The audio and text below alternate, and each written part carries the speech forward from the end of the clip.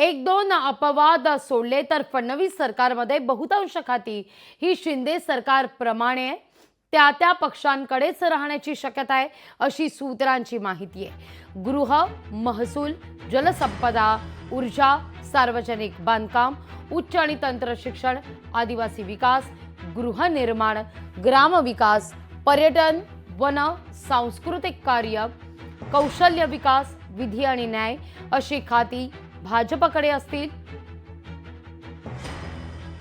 तर शिंदे सरकारमध्ये सामान्य प्रशासन अर्थात मुख्यमंत्री एकनाथ शिंदे, माजी मुख्यमंत्री एकनाथ शिंदे यांच्याकडे हे खातं होतं।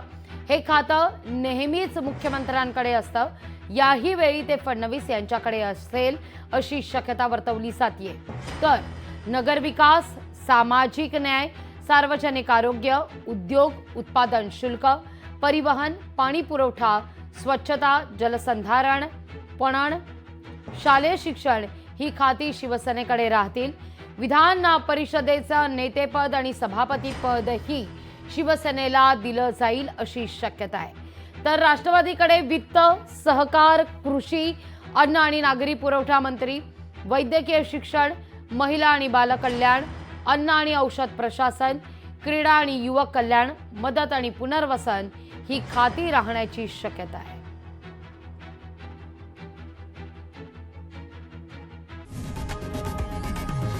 लोकशाही मराठी ऐका, पहा, जागरूक रहा।